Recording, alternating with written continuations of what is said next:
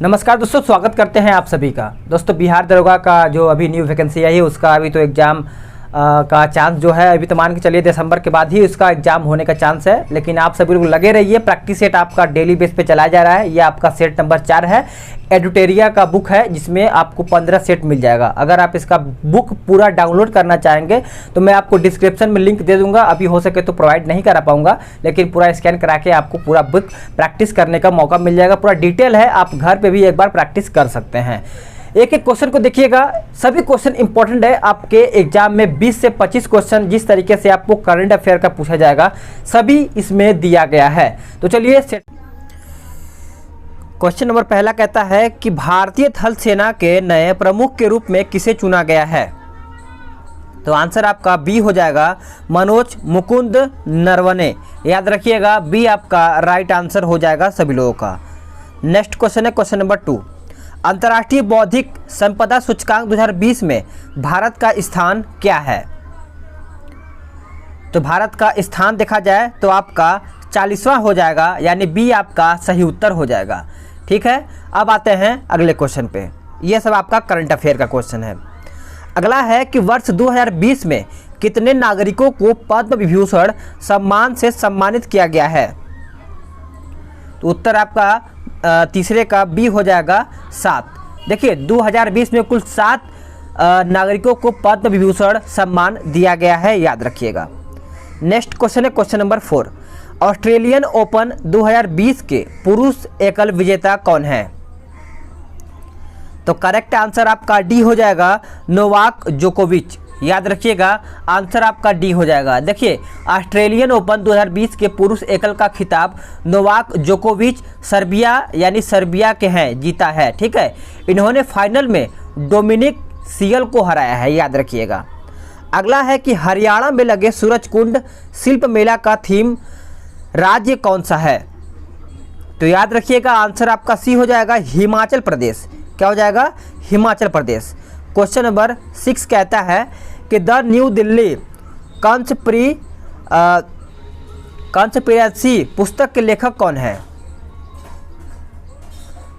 तो आंसर आपका question number 6 का हो जाएगा ऑप्शन डी, बी और सी दोनों, यानी रचना बिष्ट, उसके बाद मीनाक्षी लेखी। याद रखिएगा दोनों लोगों को। Question number 7। विश्व चाय दिवस कब मनाया जाता है। विश्व चाय दिवस कब मनाया जाता है। तो याद रखिएगा, ऑप्शन ए हो जाएगा, 21 मई को चाय दिवस के रूप में मनाया जाता है, जबकि विश्व कॉफ़ी दिवस अक्टूबर महीने में मनाया जाता है। तो याद रखिएगा। क्वेश्चन नंबर 8 कहता है कि एशिया का सबसे बड़ा solar plant Rewa solar plant किस राज्य में स्थापित किया गया है। रीवा सोलर प्लांट, याद रखिएगा। तो आंसर आपका डी हो जाएगा, मध्य प्रदेश यानी एमपी में। देखिए, यहाँ से आपका क्वेश्चन पूछा सकता है कि एशिया का सबसे बड़ा सोलर प्लांट माना जाता है। इसकी क्षमता देखा जाए तो 750 है, 750 मेगावाट है। अगला क्वेश्चन है क्वेश्चन नंबर 9। ई पंचायत पुरस्कार 2020 में किस राज्य को प्रथम स्थान प्राप्त हुआ है। तो आंसर आपका ए हो जाएगा, यानी हिमाचल प्रदेश को। याद रखिएगा सभी लोग। अब आते हैं नेक्स्ट क्वेश्चन पे, क्वेश्चन नंबर 10। हाल ही में महिला और बाल विकास मंत्रालय ने यूनिसेफ द्वारा चलाई गई किस पहल को लॉन्च किया है। किस पहल को लॉन्च किया है। तो याद रखिएगा, ऑप्शन डी हो जाएगा, युवाह। क्या हो जाएगा, युवाह। देखिए, युवाह पहल का लक्ष्य 10 से 14 साल के किशोरों की शिक्षा एवं कौशल विकास को बढ़ावा देना है। इसके साथ ही यह देश के लिंगानुपात को कम करने में भी सहायता करेगा। तो याद रखिएगा, आंसर आपका युवा हो जाएगा। अगला है कि हाल ही में किस राज्य में लॉ कमीशन ने जबरन धर्म परिवर्तन के खिलाफ कानून बनाने के लिए एक रिपोर्ट सरकार को सौंपी है। तो करेक्ट आंसर आपका सी हो जाएगा, उत्तर प्रदेश। देखिए, उत्तर प्रदेश सरकार के समक्ष स्टेट लॉ कमीशन ने यह रिपोर्ट सौंपी है कि इसके धर्मांतरण के लिए विवाह करने पर 7 साल की कैद सजा हो सकती है। अब आते हैं नेक्स्ट क्वेश्चन पे। क्वेश्चन नंबर 12 देखते हैं कि विश्व का पहला सीएनजी टर्मिनल का निर्माण कहाँ किया जाएगा। तो बी आपका उत्तर हो जाएगा गुजरात में। याद रखिएगा सभी लोग, सभी का आंसर यहाँ पे सही होना चाहिए। पीटी में 80 प्लस का टारगेट लेके चलेंगे सभी लोग।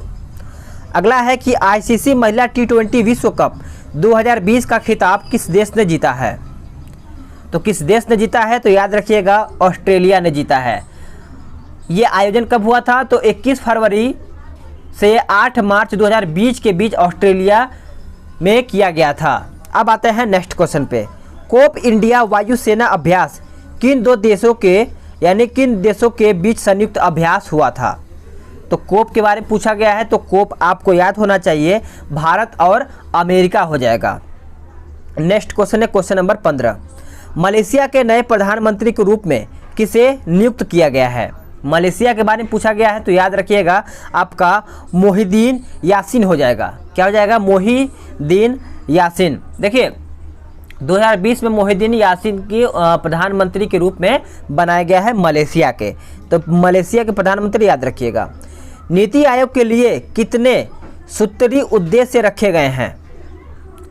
तो नीति आयोग के बारे में पूछा गया है, तो याद रखिएगा ऑप्शन बी हो जाएगा। देखिए नीति आयोग की स्थापना कब हुआ था? तो 2015 में किया गया था। उसके बाद इसके 13 सूत्री उद्देश्य रखे गए हैं। तो यहाँ से आपका प्रश्न पूछा जा सकता है। आरोग्य सेतु ऐप के ब्रांड एम्बेसडर कौन है? आरोग्य सेतु सभी को पता होना चाहिए, ये कोरोना वायरस के रिलेटेड ये आरोग्य सेतु ऐप निकाला गया है। तो इसका आंसर आपका अजय देवगन हो जाएंगे, यानी अजय देवगन को ब्रांड एम्बेसडर बनाया गया है आरोग्य सेतु ऐप का। नेक्स्ट क्वेश्चन है क्वेश्चन नंबर 18।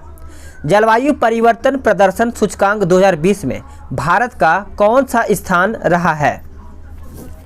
तो भारत का स्थान देखा जाए तो आपका 9वां स्थान हो जाएगा। याद रखिएगा सभी लोग। अब आते हैं अगले क्वेश्चन पे, क्वेश्चन नंबर 19। ऑपरेशन नकेल, याद रखिएगा ऑपरेशन नकेल किस शहर की पुलिस ने शुरू किया है? किस शहर के पुलिस ने शुरू किया है? तो ये गाजियाबाद के पुलिस ने ऑपरेशन नकेल शुरू किया है, याद रखिएगा। नेक्स्ट क्वेश्चन है क्वेश्चन नंबर 20। कहता है कि भारत का पहला ग्लास फ्लोर एक्सपेंशन ब्रिज का निर्माण किस राज्य में किया गया है? तो आंसर आपका बी हो जाएगा उत्तराखंड। देखिए आपका 20 से 25 क्वेश्चन आपका करंट अफेयर से आने वाला है, तो करंट अफेयर को इग्नोर ना कीजिएगा।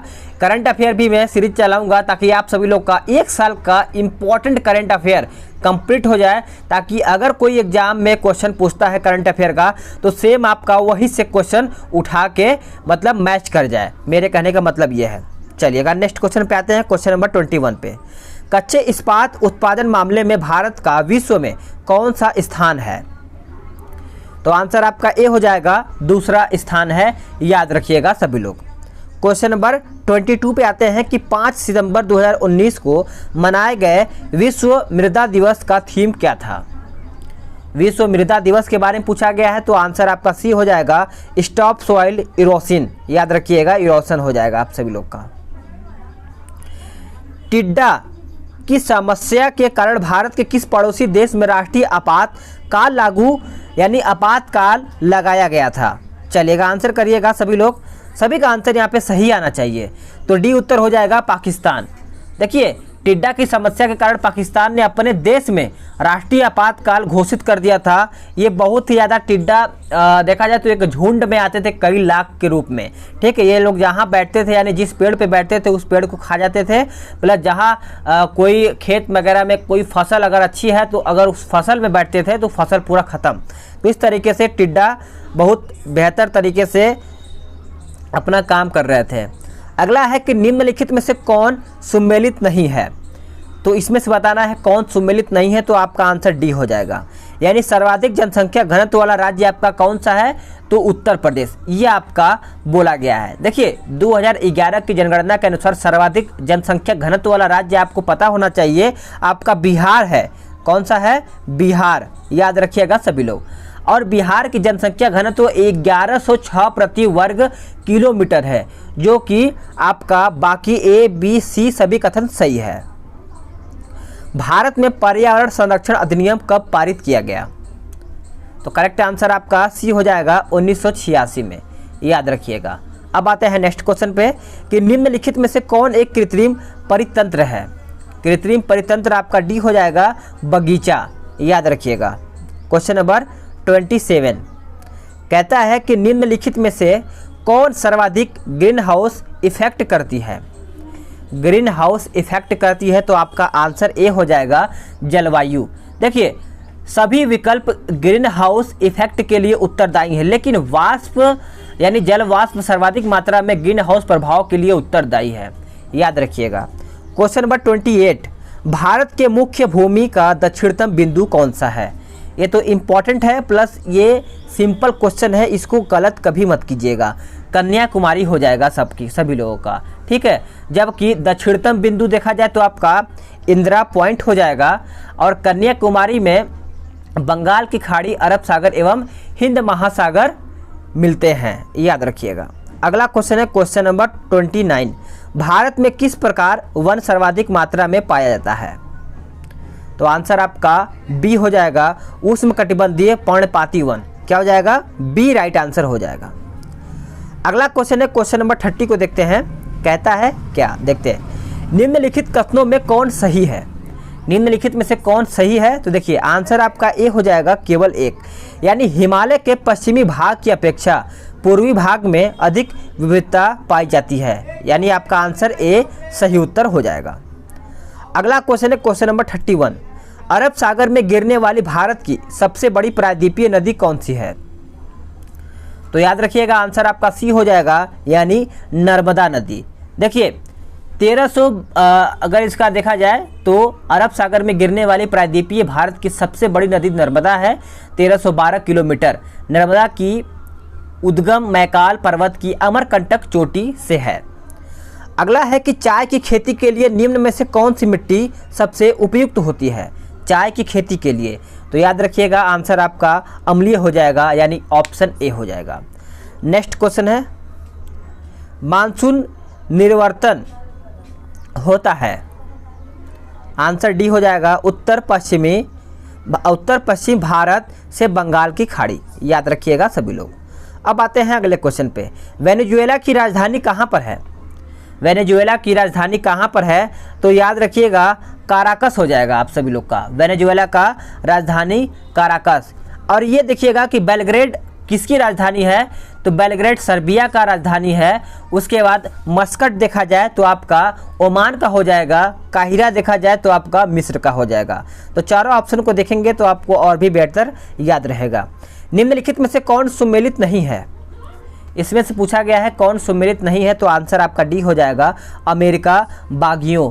ये अमेरिका बागियों नहीं, हरिकेन होना चाहिए यहाँ पे, ठीक है, हरिकेन। बाकी आप सभी लोग का सही है। कोरल रीफ या प्रवाल भित्ति मुख्यतः कहाँ पर पाई जाती है, तो याद रखिएगा आंसर सी हो जाएगा कर्क एवं मकर रेखा के बीच में। स्वर्ण सिंह समिति का संबंध किससे है। स्वर्ण सिंह समिति का संबंध किससे है, तो याद रखिएगा मूल कर्तव्य से है, यानी आपका आंसर सी हो जाएगा सभी लोगों का। अब आते हैं अगले क्वेश्चन पे, क्वेश्चन नंबर 38 न्यायोचित एवं मानवीय कार्य दशाओं तथा मातृत्व सहायता के लिए उपबंध संविधान के किस अनुच्छेद में किया गया है। तो आंसर आपका सी हो जाएगा अनुच्छेद 42 में ये किया गया है। नेक्स्ट क्वेश्चन है क्वेश्चन नंबर 39 कहता है कि भारत के नियंत्रक एवं महालेखा परीक्षक के संबंध में निम्न कथनों पर विचार कीजिए। तो निम्न कथनों पर विचार कीजिए, तो आंसर आपका क्या हो जाएगा, तो ऑप्शन डी हो जाएगा, यानी सभी। देखिए इसका कार्यकाल 6 वर्ष या फिर 62 वर्ष की आयु तक होता है, यानी जो पहले इसमें कंप्लीट कर ले। यह राष्ट्रपति के प्रसाद पर्यंत अपने पद पर बना रहता है। इसके वेतन एवं अन्य सेवा शर्तें राष्ट्रपति द्वारा निर्धारित होती है। राज्यों में मुख्यमंत्री समेत मंत्रियों की अधिकतम संख्या विधानसभा की कुल सदस्यता संख्या के कितने प्रतिशत से अधिक नहीं होती, यानी नहीं होनी चाहिए। तो आंसर आपका सी हो जाएगा 15% नहीं होना चाहिए। रीट जारी करना उच्चतम न्यायालय के किस क्षेत्राधिकार में आता है। रीट जारी करना तो याद रखिएगा ऑप्शन बी हो जाएगा न्यायाधीश क्षेत्राधिकार, यानी आपका बी राइट आंसर हो जाएगा सभी लोगों का। अगला है कि दल बदल अधिनियम संबंधित संशोधन कब पारित किया गया। तो करेक्ट आंसर आपका बी हो जाएगा 1985 में, याद रखिएगा। अगला क्वेश्चन है क्वेश्चन नंबर 43, संविधान की प्रस्तावना में शामिल समाजवाद का कौन सा अर्थ नहीं है?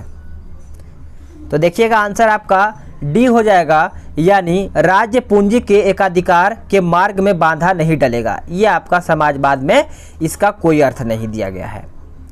अगला है कि उच्चतम न्यायालय द्वारा गोलकनाथ मामले में दिए गए निर्णय का प्रभाव समाप्त करने के लिए संविधान में कौन सा संशोधन किया गया है? तो आंसर आपका ऑप्शन ए हो जाएगा, यानी 24वां, याद रखिएगा। अब आते हैं नेक्स्ट क्वेश्चन पे, क्वेश्चन नंबर 45 पे आते हैं। संसद सदस्यों की निर्भरता यानी अयोग्यता के प्रश्न पर निर्णय देता है यानी लेता है। तो आंसर आपका डी हो जाएगा, भारतीय निर्वाचन आयोग के परामर्श से राष्ट्रपति। अगला है कि 42वें संविधान संशोधन से निम्न में से जोड़े नहीं गए हैं क्या? तो आंसर क्या होगा? तो डी हो जाएगा, यानी न्याय। न्याय आपका हो जाएगा। अब आते हैं नेक्स्ट क्वेश्चन पे, क्वेश्चन नंबर 47 पे। सर्वप्रथम प्रत्यक्ष चुनाव का प्रावधान निम्नलिखित में से किस अधिनियम द्वारा किया गया है? तो राइट आंसर आपका सभी का सही होना चाहिए, यानी 47 का सी हो जाएगा, भारत शासन अधिनियम 1919, याद रखिएगा। देखिए, पहली बार द्विसदनीय व्यवस्था और प्रत्यक्ष निर्वाचन की व्यवस्था प्रारंभ की गई थी 1919 के।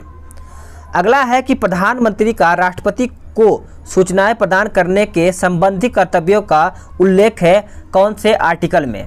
तो ये आर्टिकल याद रखिएगा, आपका आर्टिकल कौन सा हो जाएगा? तो 78 हो जाएगा, यानी 78 में प्रधानमंत्री का राष्ट्रपति को सूचना प्रदान करने का संबंधी, यानी देखा जाए तो प्रधानमंत्री का मूल कर्तव्य यही होता है कि अगर वो कोई भी काम करता है तो राष्ट्रपति को सूचना जरूर देगा वो। नेक्स्ट क्वेश्चन है क्वेश्चन नंबर 49 पे आते हैं। कहता है कि 2011 की जनगणना के अनुसार पिछले दशक में देश के किस राज्य की जनसंख्या वृद्धि दर न्यूनतम रही है? तो आंसर आपका ए हो जाएगा, नागालैंड, याद रखिएगा। अब आते हैं क्वेश्चन नंबर 50, निम्न में से किन्हें जम्मू कश्मीर का नया उपराज्यपाल नियुक्त किया गया है? तो आंसर आपका बी हो जाएगा, मनोज सिन्हा हो जाएगा सभी लोगों का, ठीक है। इसके पहले गिरीश चंद्र मुर्मू इस पद पर स्थापित थे, याद रखिएगा, इसके पहले का। निम्नलिखित में से कौन सा देश प्रातः काल शांति की भूमि यानी land of the morning calm के नाम से जाने जाते हैं? तो आंसर आपका बी हो जाएगा, कोरिया। क्या हो जाएगा? कोरिया हो जाएगा। नेक्स्ट क्वेश्चन है क्वेश्चन नंबर 52, भारत अनुसंधान केंद्र हिमाद्री कहाँ पर स्थित है? भारत अनुसंधान केंद्र के बारे में पूछा गया है, तो आंसर आपका सी हो जाएगा, आर्कटिक क्षेत्र हो जाएगा। क्या हो जाएगा? आर्कटिक क्षेत्र, याद रखिएगा सभी लोग। देखिए, मैत्री और दक्षिणी गंगोत्री अनुसंधान केंद्र अंटार्कटिका में स्थित है। अगला है कि जीव मिल्खा सिंह, ज्योति रंधावा व टाइगर वुड किस खेल से प्रसिद्ध खिलाड़ी हैं? ये सभी को क्लियर होना चाहिए। आंसर आपका सी हो जाएगा, गोल्फ। क्या हो जाएगा? गोल्फ हो जाएगा सभी लोगों का। अब आते हैं अगले क्वेश्चन पे, और आपको ये भी क्लियर होना चाहिए कि जीव मिल्खा सिंह ये है कौन? तो याद रखिएगा, जीव मिल्खा सिंह ये हैं कौन?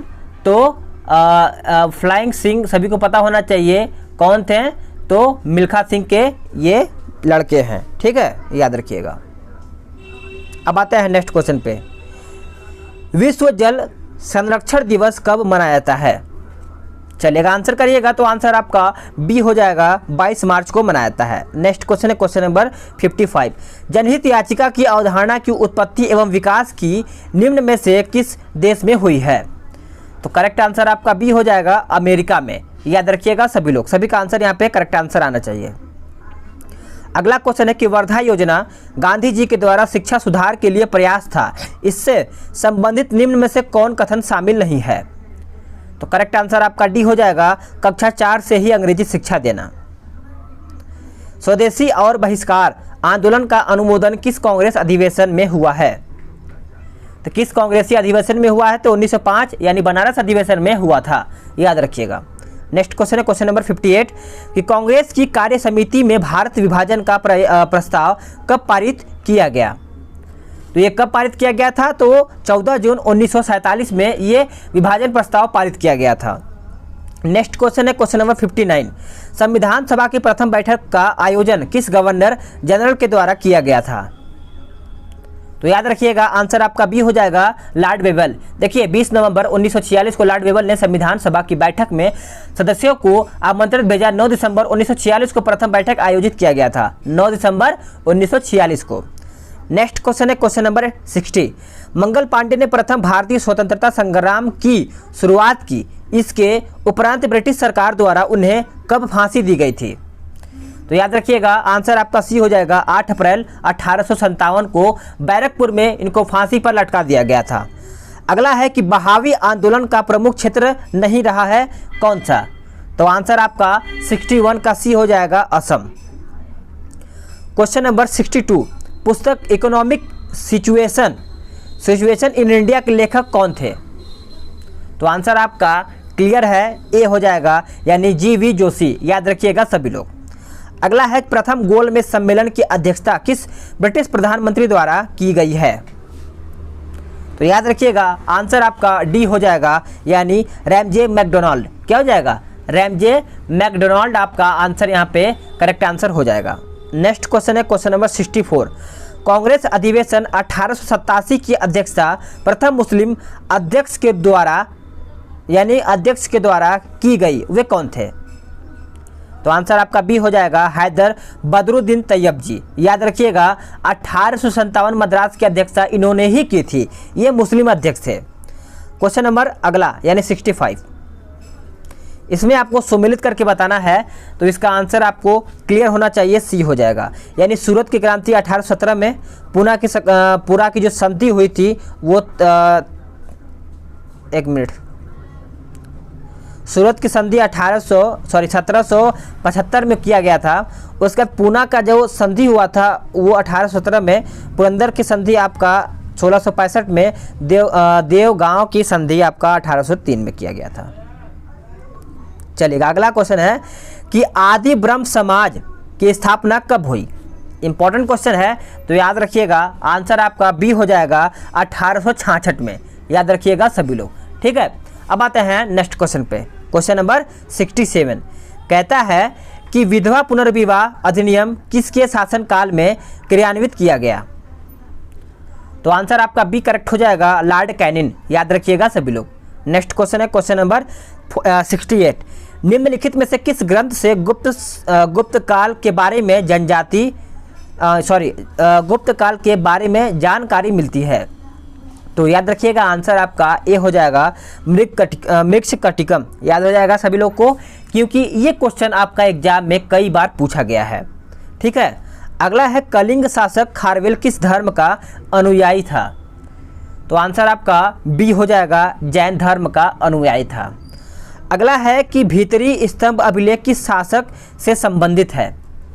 भीतरी के बारे में पूछा गया है, तो आपका स्कंदगुप्त हो जाएगा सभी लोग का। इसमें हुणों के आक्रमण का पता चलता है, तो आप याद रखिएगा। दक्षिण भारत में स्थित कैलाश मंदिर किस शासकों द्वारा निर्मित है? तो आंसर आपका बी हो जाएगा, पल्लव शासकों के द्वारा आपका कैलाश मंदिर निर्मित किया गया है। अगला क्वेश्चन है क्वेश्चन नंबर 72। 1904 ईस्वी में क्रांतिकारियों की गुप्त संस्था यानी अभिनव भारत का गठन किया था किसने? तो याद रखिएगा BD सावरकर हो जाएगा सभी लोगों का, 72 का। देखिए 1904 ईस्वी में ये किया गया था अभिनव भारत, सभी को क्लियर होना चाहिए। अगला क्वेश्चन है क्वेश्चन नंबर 73। किस दिल्ली सल्तनत कालीन शासक के द्वारा दाग और चेहरा प्रथा को लागू किया गया? चलिएगा आंसर करिएगा, तो आंसर आपका बी हो जाएगा, अलाउद्दीन खिलजी। ठीक है, अलाउद्दीन खिलजी करेक्ट आंसर हो जाएगा। अगला है कि ध्वनि का प्रभाव मानव के मस्तिष्क में संवेदन कितने समय तक रहता है? तो ये कितने समय तक रहता है? तो 1/10 सेकेंड तक ये रहता है, याद रखिएगा। Question number 75। नेत्र में प्रवेश करने वाले प्रकाश की मात्रा का नियंत्रण निम्न में से किस अंग द्वारा किया जाता है? तो आंसर आपका डी हो जाएगा, आइरिस। क्या हो जाएगा? आइरिस उत्तर हो जाएगा। देखिए आइरिस के मध्य में एक छोटा सा छिद्र होता है जो अधिक प्रकाश में छोटा एवं अंधेरे में बड़ा हो जाता है। समझ पा रहे होंगे सभी लोग। जैसे कि आप देखिए इस तरीके से समझेंगे। जैसे मान लीजिए आपके सामने अगर कोई फोकस लाइट जल रहा है तो आपका आँख छोटा हो जाएगा, ठीक है, आपका आँख उसको छोटा से देखता है। आप देखिएगा, अगर मान लीजिए आप अचानक से अंधेरे में जाते हैं तो आपका आँख खुल जाता है, आप देखने का कोशिश करते हैं तो उस टाइम वो खुलता है, और फिर जब रोशनी आपके आँख पे आता है तो वो छोटा हो जाता है। तो इस तरीके से ये बोला है, ठीक है। रक्त की अशुद्धता किस अंग में जाकर छनती है? तो याद रखिएगा आंसर आपका बी हो जाएगा, वृक्क में। रक्त का कितना प्रतिशत भाग प्लाज्मा में होता है? रक्त का कितना प्रतिशत भाग? तो याद रखिएगा आंसर आपका सी हो जाएगा, 55 से 60% भाग होता है आपका। एक पौधे पर पुष्पन होने के लिए उत्तरदायी हार्मोन कौन सा है? तो 78 का आंसर आपका डी हो जाएगा, फ्लोरीजीन। क्या हो जाएगा? फ्लोरीजीन आपका आंसर हो जाएगा सभी लोगों का। क्वेश्चन नंबर 79 कहता है कि इंद्रधनुष किसके कारण होता है? इंद्रधनुष किसके कारण होता है? तो आंसर आपका डी हो जाएगा, परावर्तन एवं अपावर्तन, ठीक है। यदि किसी वस्तु का वेग दुगना कर दिया जाए तो, यदि किसी वस्तु का वेग दुगना कर दिया जाए तो आपका गतिज ऊर्जा चौगुनी हो जाती है और संवेग दुगना हो जाता है, यानी डी सी आपका आंसर सही हो जाएगा। अगला है कि एक ही पदार्थ के अणुओं के बीच कार्यकारी आकर्षण बल को क्या कहा जाता है? आंसर आपका डी हो जाएगा, ससंजक बल। डी आपका राइट आंसर हो जाएगा। क्वेश्चन नंबर 82 किसी अभिक्रिया में भाग लेने वाले पदार्थ का यानी पदार्थ क्या कहलाते हैं? तो याद रखिएगा आंसर आपका सी हो जाएगा, अभिकारक। याद होना चाहिए सभी को, अभिकारक। अगला है कि क्षारक को जल में घोलने पर क्या मुक्त होता है? तो करेक्ट आंसर आपका ए हो जाएगा, यानी OH आयन। नींबू के रस का pH मान क्या होता है? यानी नींबू का जो रस होता है वो खट्टा होता है, लेकिन उसका pH मान देखा जाए तो वो क्या होता है? याद रखिएगा 84 का आंसर बी हो जाएगा, 2.2 होता है, ठीक है। अब ये देखिए 7.4 किसका दिया है? तो रक्त का दिया हुआ है। उसके बाद और दूध का सभी को पता होना चाहिए 6.5 होता है, ठीक है। नेक्स्ट क्वेश्चन पे आते हैं। बादल और वायुमंडल का तैरना किस कारण होता है? तो करेक्ट आंसर आपका 85 का क्या हो जाएगा? याद रखिएगा सभी लोग, 85 का आंसर आपका डी हो जाएगा, यानी श्यानता के कारण। क्या हो जाएगा? श्यानता के कारण। चलिएगा, किस प्रक्रिया द्वारा सजीव कोशिका में अमीनो अम्ल का संवहन होता है? अमीनो अम्ल का संवहन होता है, तो आंसर आपका विसरण हो जाएगा। अगला क्वेश्चन देखते हैं, क्वेश्चन नंबर 87। सभी का आंसर सही होना चाहिए। देखिए, छाया में पनपने वाले पौधों को हम क्या कहते हैं? तो छाया में पनपने वाले पौधों को हम सियोफाइट्स कहते हैं, यानी बी आपका आंसर हो जाएगा, ठीक है। अब आते हैं नेक्स्ट क्वेश्चन पे। निम्न में से कौन सा रोग जीवाणु के कारण होता है? निम्न में से कौन सा रोग जीवाणु के कारण होता है? तो आपका हैजा हो जाएगा। देखिए, जीवाणु से जो होता है रोग उसको देखते हैं। आपका हैजा हो जाएगा, टीबी, कुष्ठ रोग, प्लेग, डिप्थीरिया, ठीक है। और विषाणु से यानी आपका वायरस देखा जाए तो पेचिस, चेचक, रूबेला, पोलियो, एड्स और भी हो सकता है इसमें, ठीक है, देख लीजिएगा। मैनरहीन अंतर्राष्ट्रीय सीमा रेखा किन दो देशों के बीच में स्थित है? तो आंसर हो जाएगा रूस एवं फिनलैंड। अगला है मोसाद किस देश की गुप्तचर संस्था है? मोसाद के बारे में पूछा गया है, तो आंसर सभी को सही होना चाहिए। आंसर डी हो जाएगा, इजराइल। याद रखिएगा सभी लोग।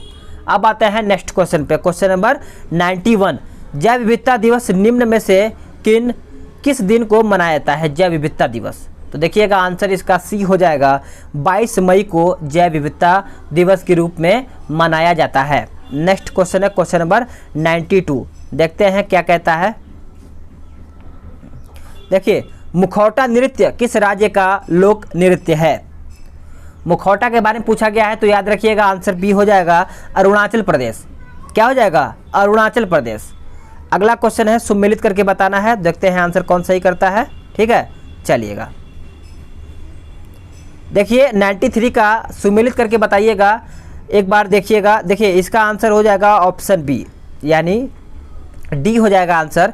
केरल, ये सब आपका यक्षगान यानी मतलब संगीत वगैरह दिया है, नृत्य वगैरह। देखिए तमिलनाडु का देखा जाए तो आपका चला जाएगा भरतनाट्यम, कर्नाटक आपका चला जाएगा एक मिनट फिर से देखते हैं, डी आंसर है ना। तो देखिए केरल आपका चला जाएगा बी में मोहिनीअट्टम, तमिलनाडु आपका चला जाएगा भरतनाट्यम, कर्नाटक आपका चला जाएगा यक्षगान, महाराष्ट्र आपका लावनी। तो इस तरीके से आप मैच करा सकते हैं। अगला है कि राष्ट्रीय खाद्य सुरक्षा मिशन की शुरुआत किस वर्ष की गई है? तो आंसर आपका ए हो जाएगा 2007 में। नेक्स्ट है कि भारत में मुद्रास्फीति के प्राकलन का सबसे प्रचलित माप बताना है। तो आंसर आपका 95 का सी हो जाएगा CPI। क्या हो जाएगा? CPI। वैश्विक वित्तीय स्थिरता रिपोर्ट जारी करता है कौन जारी करता है? तो आंसर आपका डी हो जाएगा IMF। क्या हो जाएगा? IMF। आप कमेंट करके बताइएगा कि IMF का फुल फॉर्म क्या होता है, देखते हैं कौन कौन। और ये भी बताइएगा कि IMF का शुरुआत कब हुआ था। कृष्ण क्रांति यानी ब्लैक रिवॉल्यूशन किससे संबंधित है? आंसर आपका बी हो जाएगा पेट्रोलियम उत्पादन से। करेक्ट आंसर सभी को सही होना चाहिए। अगला है कि प्रतिरोधात्मक या घर्षणात्मक बेरोजगारी है। तो आंसर देखा जाए तो आपका सी हो जाएगा, यानी व्यवसाय रोजगार परिवर्तन की प्रक्रिया के दौरान श्रमिक व्यक्ति का कुछ समय के लिए बेरोजगार होना। ठीक है, अब आते हैं नेक्स्ट क्वेश्चन पे, क्वेश्चन नंबर 99। देखते हैं कि न्यूनतम समर्थन मूल्य के बारे में निम्नलिखित कथनों पर विचार करिए। तो आंसर आपका सी हो जाएगा 1 और 2 दोनों, यानी न्यूनतम समर्थन मूल्य आर्थिक मामलों की मंत्रिमंडलीय समिति द्वारा प्रस्तावित की जाती है। न्यूनतम समर्थन मूल्य कृषि लागत एवं मूल्य आयोग द्वारा अनुमोदन की जाती है। अब अगला क्वेश्चन देखते हैं, क्वेश्चन नंबर 100 कहता है कि जोखिम पूंजी से तात्पर्य क्या है? तो आंसर सभी को क्लियर होना चाहिए, बी हो जाएगा नए उद्यमियों को उपलब्ध कराई गई दीर्घकालीन प्रारंभिक पूंजी। बी आपका राइट आंसर हो जाएगा। तो फ्रेंड्स आपका 100 क्वेश्चन समाप्त हो गया है। वीडियो को लाइक करिएगा, शेयर करिएगा और ज़्यादा से ज़्यादा लोगों के पास शेयर करिएगा ताकि आपके माध्यम से और भी लोग प्रैक्टिस कर पाएँ। तो चलिए नेक्स्ट वीडियो में जल्द ही मिलेंगे।